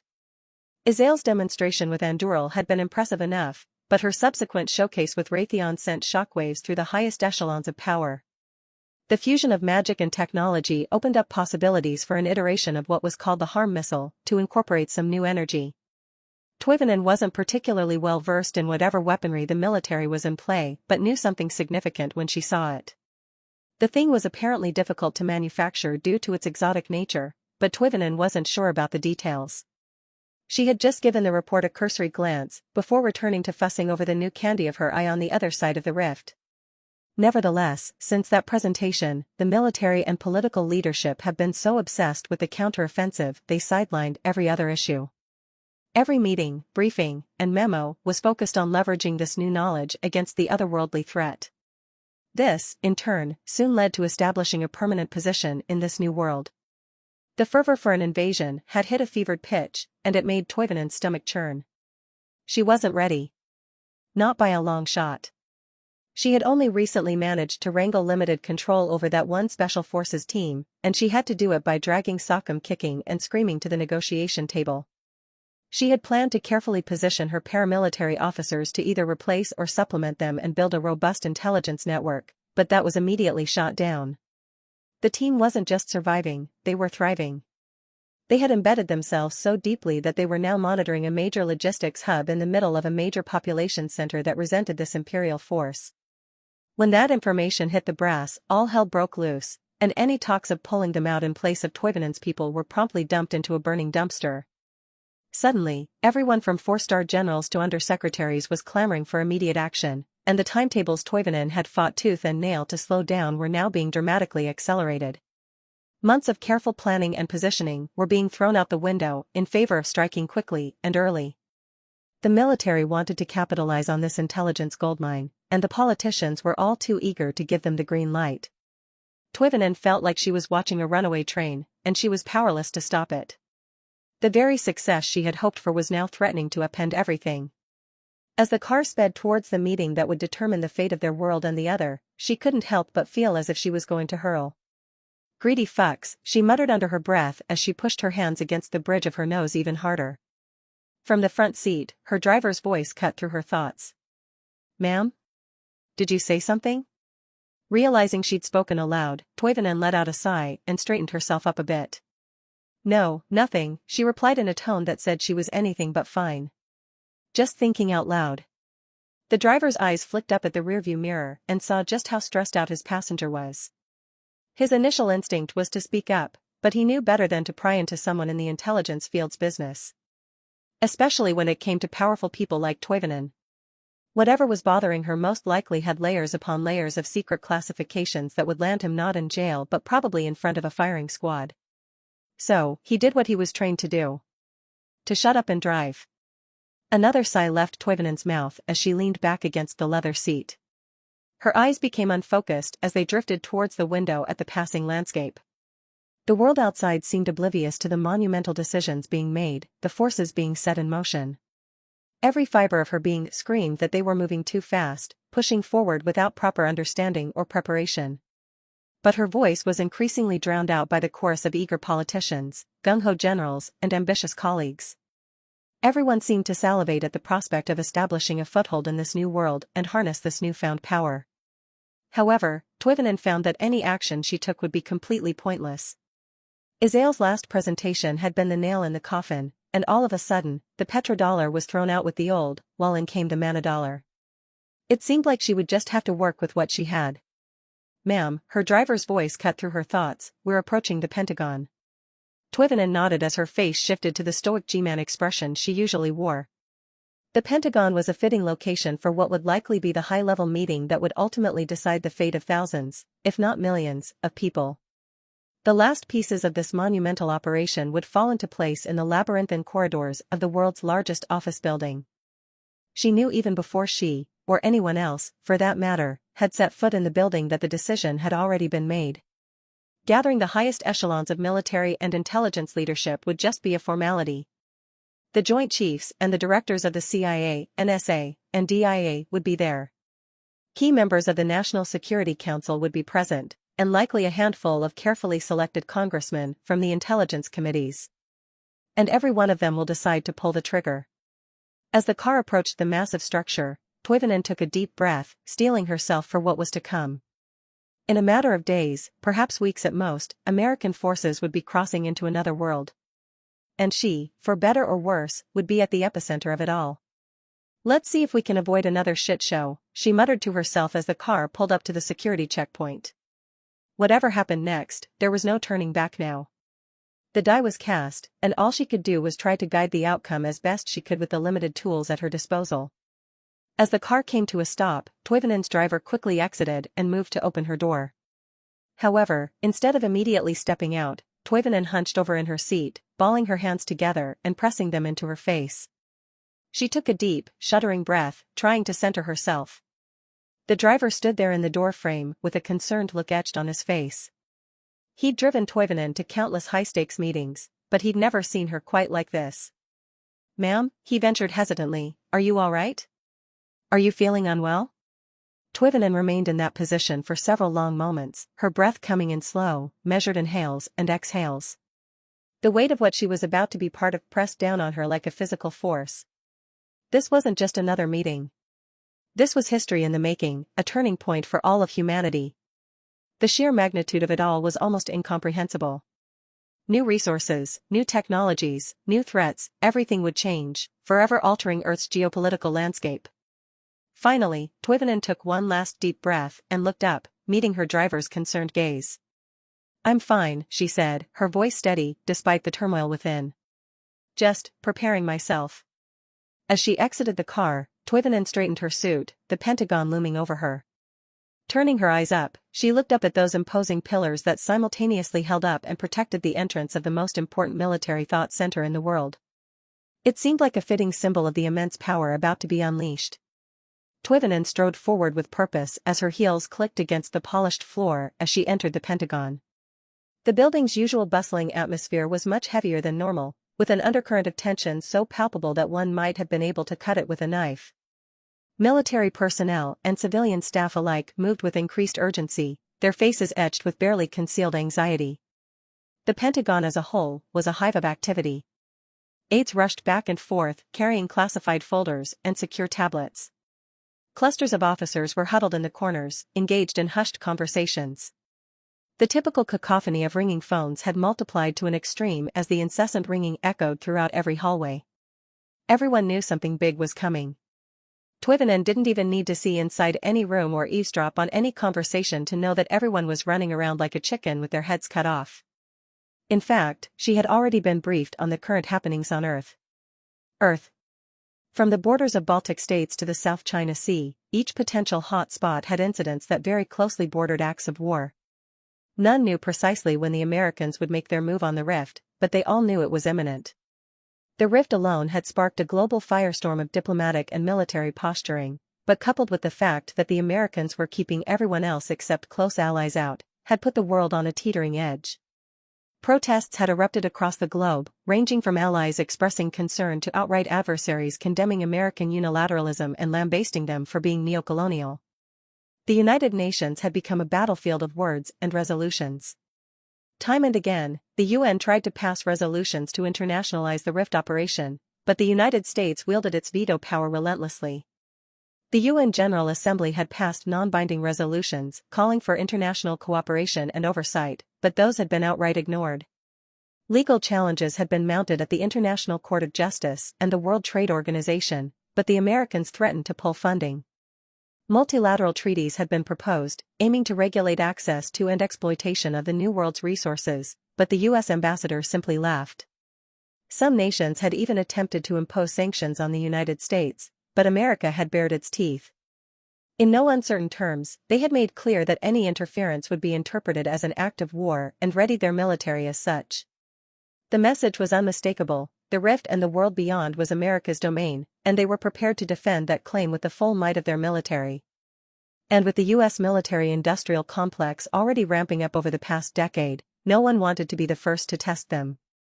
As Toivonen passed by a room where senior military officials bickered with each other in front of a screen with the map of the Taiwan Strait, she couldn't help but feel the weight of the global tension. The rift had become a catalyst, exacerbating existing geopolitical fault lines and creating new ones. The world was a powder keg, and America was about to light the fuse.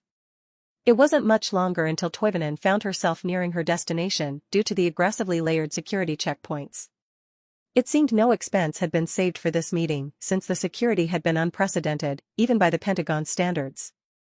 Secret Service agents and military police were stationed at every bend and turn, haggling and harassing anyone who even dared to look towards the meeting hall. A multitude of metal detectors and full-body scanners greet Toivonen as she goes through the painful process of a complete security sweep. Her credentials and biometrics were checked, rechecked, and cross-referenced from multiple agents from multiple agencies against a secure database. Her phone and electronics were taken and tossed into a Faraday bag. And finally, a multitude of pat-downs by Stoneface agents before she was allowed even near the meeting room. When everything was said and done, Toivonen let out a disgruntled huff.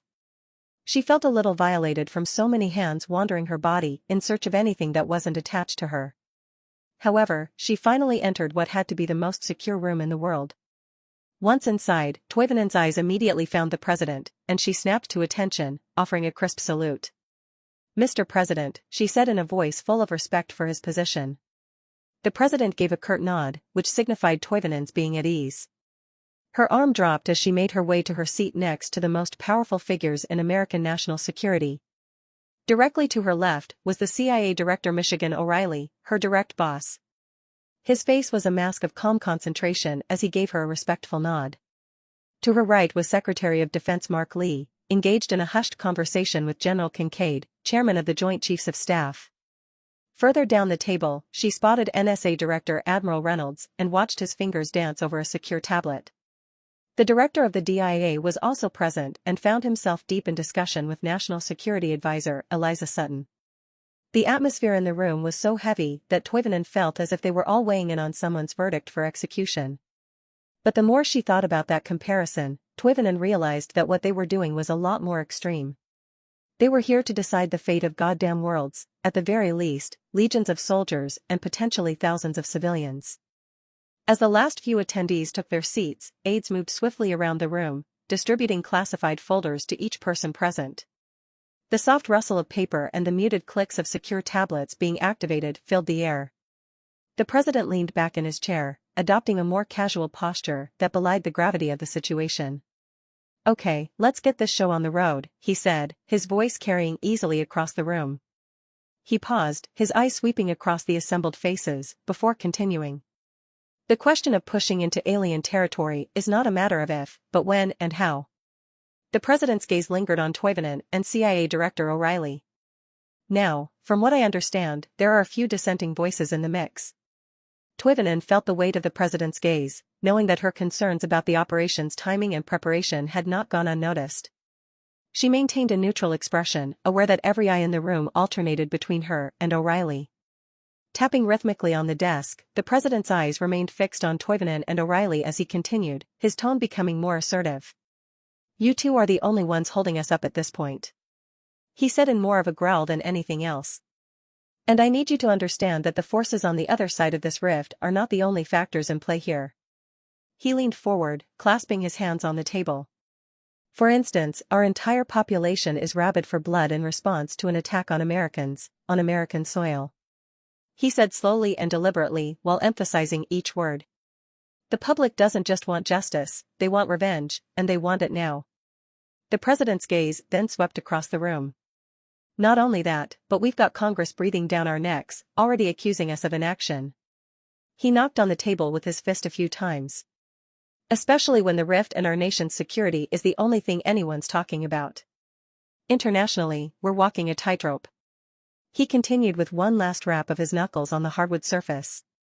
"Our allies have been getting restless and are demanding more since we've yet to act. Our adversaries are desperate to stop us and have even considered starting a goddamn war in order to do so."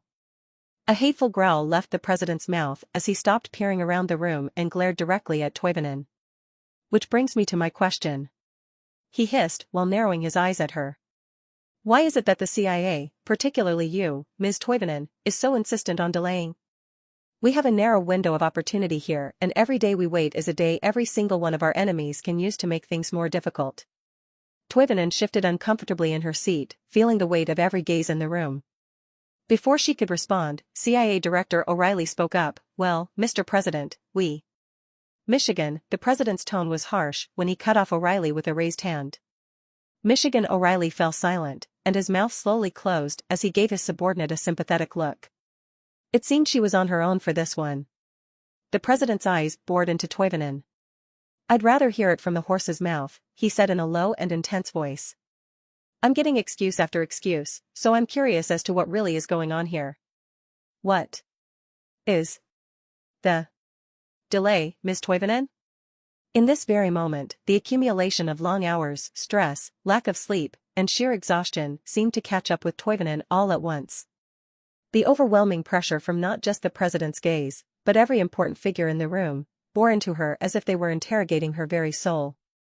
They all seemed to view her as the problem, not someone trying to address one. Every nervous tick Toivonen had ever suppressed began to surface. Her right leg started to bounce involuntarily under the table. Her fingers twitched, yearning to drum against the polished wood. She even started to bite at the skin of her inner cheek. Somehow, through sheer force of will, she managed to maintain her poker face as she held eye contact with the most powerful man on earth. Despite the internal turmoil, Toivonen recognized this as her chance to really make her case. She took a deep breath, trying to steady the hands that were shaking like a leaf in her lap, and steeled herself. Mr. President, she began in a tone steadier than she felt, the delay isn't about reluctance or fear. It's about ensuring we don't repeat our past mistakes. She paused, carefully choosing her next words. We've made incredible progress in establishing a foothold beyond the rift. We have assets in place that are gathering critical intelligence, but our network is still fragile, and our understanding is far from complete. Toivonen leaned forward slightly, her eyes locked with the president's. We're dealing with a world that operates on fundamentally different principles than our own. She continued as she did her best to control her nerves. Monsters straight out of some fantasy novel have become real, tangible threats and potential assets. Knowing her insistence on patience would likely confront her, Toivonen opted to come prepared as she gestured her hand towards the document in front of all of the attendees. Sir, I believe you and the members of this meeting have all heard about that Special Forces team embedded in a major civilian population center near a crucial enemy logistics hub. A moment of silence passed as Toivonen looked around the table to ensure everyone was on the same page. What you may not know is the extent of their infiltration, she continued after everyone grabbed their folders and opened them while nodding in recognition. This team hasn't just established a presence, they've compromised the entire town. Murmurs of interest spread throughout a few of the meeting's members, but most kept their gaze locked on the intelligence report. Due to their efforts, we now have a high-ranking town guard on our payroll. Toivonen's voice grew more confident as she spoke. This asset will allow us to smuggle people and equipment through what should be a secure checkpoint. But that's not all. She leaned forward slightly as her tone grew a little more excited at the growing interest of the attendees. The operatives in play have also made significant inroads with the criminal underground. These aren't just petty thieves, we're talking about large organizations with their fingers in every pie throughout the region. Toivonen could see she had their full attention now. Even the president's stern expression had softened slightly to one of intrigue. If we can worm our way deeper into the underground and co-opt this syndicate or cartel in its entirety, it would become invaluable in maintaining order. She paused, letting the implications sink in. This could be the key to avoiding another situation like what happened in the Middle East between 2003 and 2020. Toivonen's eyes swept across the room, gauging reactions. We could potentially control the entire region's black market with more time. That level of influence would be priceless in stabilizing the area post-invasion and managing potential insurgencies. The room fell silent as Toivonen finished speaking. Everyone looked at each other, knowing that Toivonen's reasoning was rock solid, and they couldn't precisely refute her. Even the president remained quiet as he sat there with an unreadable expression. The only sounds were the murmurs of the chairman of the Joint Chiefs of Staff and the Secretary of Defense, who leaned in to whisper a few words to the president. Toivonen held her breath, watching the silent exchange as hope fluttered in her chest as she saw the three men nod and continue speaking amongst each other. But when the president turned back to her, his expression was resolute. Ms. Toivonen, while your work is commendable, we simply can't afford any more delays," said definitively as he leaned back in his chair. "The operation proceeds as scheduled." The words hit Toivonen like a physical blow. Her carefully maintained stoic facade crumbled instantly as her once confident look deflated into one of defeat. All the tension, all the hope, all the carefully constructed arguments seemed to evaporate in an instant. Her shoulders slumped, and for a moment she looked utterly lost. The weight of the decision, the potential consequences, and the feeling of helplessness crashed over her like a tidal wave. At that moment, Toivonen wasn't the self-assured and assertive intelligence officer who had walked into the room. Instead, after months of careful work and planning had been brushed aside, she became the insecure and uncertain intelligence officer when she first joined the agency. Toivonen's head snapped around the room, her eyes wide like a deer caught in the headlights. She tried to respond and refute the decision in any capacity, but was reduced to a stuttering mess. The poor woman couldn't help but think that if they went in without setting the groundwork as they did in Iraq, then they would all be doomed to repeat the mistakes of the past. It was as if a train was running at full speed off a bridge, and she was in the front car, powerless to stop it. But the chairman of the Joint Chiefs of Staff cleared his throat, breaking the tense silence and her spiraling thoughts. "However, we do see the value in what you're doing," he began in a measured voice. "On the other side, we'll be forming a beachhead for command, control, and logistics before we run straight into a major offensive. We'll allocate whatever resources you need to continue whatever project you're working," the president added, slightly softening his tone. "Send Michigan a list of whatever it is you want, and I'll make sure it gets to you." Caught off guard by this sudden shift, Toivonen found herself at a loss for words. Her usual poker face was gone, and in its stead, she was expressing herself rapidly while processing this new information. Well. The attendees waited patiently until the intelligence officer collected her thoughts. After a few deep breaths, Toivonen finally steadied herself as she looked between her boss, the CIA director, and the president. "Well, the key to this are those operators I've been talking about. Specifically one or two of them," she said hesitantly. "I need to interface with them directly, so they're under my directives." The president looked to General Kincaid with a firm look. "Give her whatever she needs," he said firmly. "If you have to discharge someone to bring them into her fold, then do it. I don't care how." Lieutenant DuPont had wandered to the edge of Fort Gideon's food court and munched on a cheese and bean burrito while watching a horde of engineers and their specialized vehicles rumble past him. The base had always been a hive of activity, but ever since the Seabees and Army Corps of Engineers had rolled in, the intensity of damn near everything had skyrocketed to an entirely new level. Taking another bite, DuPont couldn't help but glance at the building materials and what looked like train tracks that stuck out of the 5-ton trucks while heavier vehicles hauled excavators and bulldozers. This sight would have been mundane and rudimentary at any point in time, but DuPont knew this was a huge deal because of where they were going and what they were building. The lieutenant had played guard dog for these engineers before as he and his platoon patrolled the periphery of the rift while engineering teams slowly built an entire system of railways leading to it. It was one of many steps to what DuPont knew was to come. The sight of those tracks leading to nowhere sent a chill down his spine, and as he thought about it, he realized they were a tangible reminder of what kind of juggernaut the U.S. military actually was. As he observed the seemingly endless convoy, DuPont dwelled on its implications. He started piecing together all the subtle signs that were being dropped for an imminent invasion. The railroad was just the beginning. He had noticed the massive warehouses springing up seemingly overnight, designed to store enough supplies to sustain an entire army in a world where resupply might be impossible. Railways weren't the only things being laid either.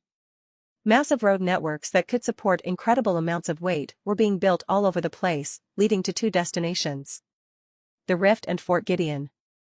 It was obvious to anyone who bothered paying attention that something would go down, but most decided to shove their heads into the dirt and not think about it.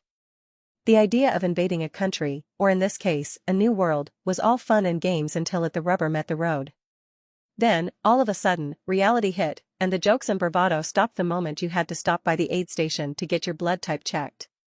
The mounting stress and tension were compounded by the increased frequency and intensity of drills. Just yesterday, DuPont had overseen an exercise that simulated punching through enemy lines to get to a contingent of friendly forces that had been cut off. The scenario had felt different from anything else. It was more real, this time. More immediate. but the most telling sign was the food. The mess hall had been serving meals that most would consider a luxury, especially in the military. DuPont remembered the chuck roast they'd had a few nights ago. The meat was so tender it practically fell off the bone, and everyone laughed that they were going to go in the next day. And just last night, they'd been treated to carbonara.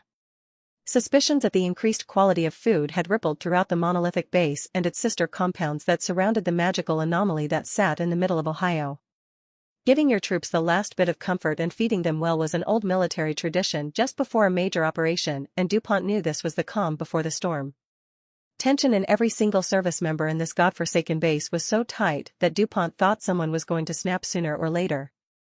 The heightened force posture and increased number of armed patrols didn't help ease everyone's frayed nerves. At this point, DuPont just wanted to hear they had the go-ahead and get this shit over with already, but he also knew there was a greater game being played. The emphasis on operational security and the constant drone of helicopters overhead didn't help ease everyone's frayed nerves. At this point DuPont watched as the convoy of engineers rumbled past, his mind drifted back to the frustrating duties he and his men had been forced to perform the past few weeks. The emphasis on operational security had reached new heights, with orders coming down from the top to obfuscate their forces and movements from satellite observation. He recalled the tedious work of setting up strange camouflage netting over entire motor pools, ensuring that every vehicle was hidden from prying eyes above. They'd spent days erecting false structures, inflatable tanks and mock artillery pieces, strategically placed to confuse any attempts of overhead reconnaissance. The most maddening task had been the constant relocation of equipment. Every night, they'd have to check in with the counterintelligence guys and move vehicles or even supplies to different locations, only to move them again the next night. DuPont was convinced it was an exhausting game designed as a punishment. But he also understood it was all necessary. With their country's near-peer adversaries in Europe and Asia watching their every move, they couldn't afford to give away their hand even though he didn't quite understand the game that was being played. He'd read about the international saber-rattling going on, but it seemed those swords were close to leaving their sheaths. DuPont had seen more than one soldier officially reprimanded for complaining or even speaking too loudly about these measures. The message was clear: this was not to be questioned or discussed in any capacity and would be dealt with swiftly and harshly. God, DuPont groaned as he winced at the still ongoing convoy. How goddamn many are there? Jesus, he sighed, wanting nothing more but to just cross the road and head back to his dorm. Taking a massive bite out of his burrito, DuPont watched the seemingly endless stream of vehicles rumble past with the look of defeat spread across his features. His jaw worked mechanically as he chewed slowly, before turning his gaze upward when the air was filled with the thunderous sound of rotors. What greeted DuPont wasn't the usual cluster of patrolling helicopters or gunships, but a veritable swarm, belonging to the 101st Airborne, passing overhead. Not only that, but each helicopter was full of infantry and had Japanese Tories spray-painted in red on the side. DuPont's eyes tracked the formation, taking in the impressive display of aerial power, especially with the AH-64 Apaches escorting them. Oh, they're going to go push someone's shit in, I guess. DuPont muttered with a slight cringe. He noticed those death machines were loaded to the gills with Hellfire missiles, and nothing else. The sheer number of aircraft was staggering. It was clear that an entire battalion or even a brigade-level element was on the move, but DuPont didn't know what they were on the move for. It didn't look like they were off to conduct another training exercise. They were far too armed for that. Were they tasked with a mission? Regardless of what the 101st would do, they were just another reminder that DuPont was still here, dealing with the buildup and anxiety of not knowing how or when they would launch their own operation. He swallowed hard before taking some of his day's only good thing. The waiting was the worst part of it all. Every day felt like being stuck in limbo, caught between the anticipation of action and the dread of the unknown. DuPont just wished they'd at least get some information about when or how they'll move out. At least then, he'd know every seemingly asinine task he and his men were made to do wasn't pointless. But he also knew there was absolutely no way he'd get that piece of information until it was time to move. DuPont took another bite of his burrito, chewing mechanically as he watched the last of the helicopters disappear into the distance. He couldn't help but feel a twinge of envy.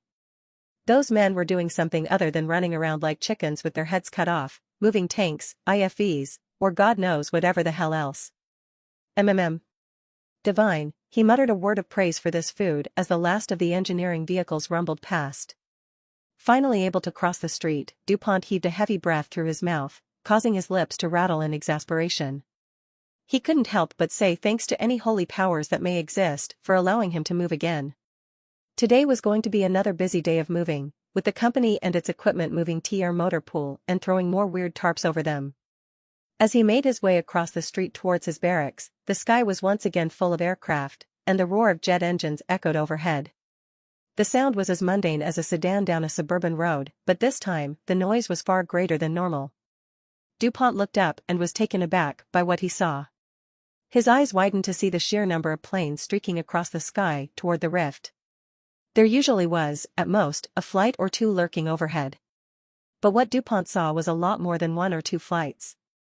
There had to be at least 2 squadrons, more than 30 aircraft dipping low to enter the rift. Most of the aircraft were chock full of air-to-air missiles, but a good number of the trailing jets had nearly every pylon loaded with a Joint Direct Attack Munition or JDAM. The sight made his heart flutter. He knew this was likely the most significant sign yet that they were on the precipice of something massive. "Oh, it's on," DuPont muttered, watching as another wave of similarly equipped aircraft roared overhead towards the strange creeping night of the rift. DuPont's feet started moving before his brain fully registered the decision. He was running across the street, his half-eaten burrito forgotten and discarded. As he sprinted, he noticed he wasn't alone. Other soldiers had the same aid and were bolting to their own barracks. Once inside, DuPont found his soldiers lazing about, playing video games, or joking around. No one seemed to care about anything other than complaining about having to move their vehicles again. "Listen up," the lieutenant barked as his voice carried across the room. "I want full gear checks in the next hour. Every piece of equipment, every round of ammo. If it's not working, I want to know about it now." Everyone in the recreation room snapped their heads to Lieutenant DuPont as he continued shouting orders. "I want everyone prepared for a full deployment yesterday," he continued, gesturing with his whole hand in a karate chop to drive each point home. "That means go bags, personal affairs, or whatever the fuck, to be done within the day. If you need something at the PX, you go now and buy in bulk." One of the younger soldiers piped up, Did we receive orders, sir?" DuPont's eyes locked onto the young soldier. "Not yet," he replied excitedly, "but it's coming, and it's coming fast." He then turned to Hoffman, the platoon sergeant, with an intense gaze. "Hoffman," he spoke in a tone that left no room for argument, "get the boys together and hit the PX. Hell, hit any store you can find. I want you to grab anything and everything that could be useful." DuPont's hand moved to his back pocket, pulling out his wallet. "Toilet paper, jerky, batteries, fucking everything," he continued, gesturing wildly as he handed his wallet to Hoffman. "Clean up the store if you have to. We don't know when we'll get another chance to resupply once we're on the other side." Hoffman nodded, understanding the gravity of the situation. "Yes, sir," he replied, taking the wallet. "We'll get it done."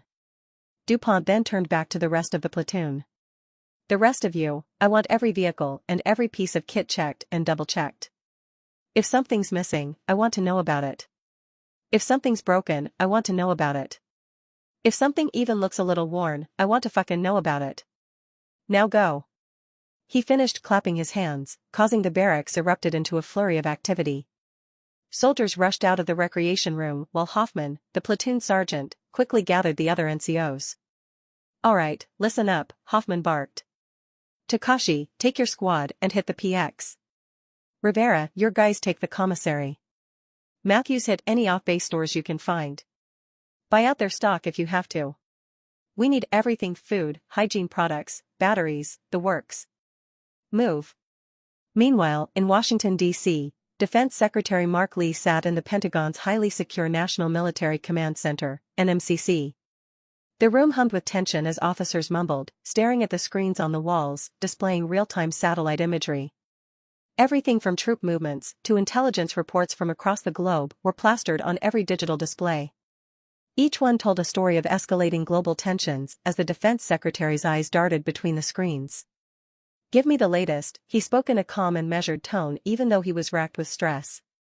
The chairman of the Joint Chiefs spun in his chair and faced Lee. "Sir, the Russians have adopted an overtly aggressive posture in Eastern Europe," he explained, tapping at the desk. "They've placed 3 of their mobilized armored divisions along their western border. NATO's responding, but the Baltics are on edge. Lee nodded grimly. And China? The Director of National Intelligence took over. It's bad, Mr. Secretary. The plan has dramatically increased its presence in the South China Sea.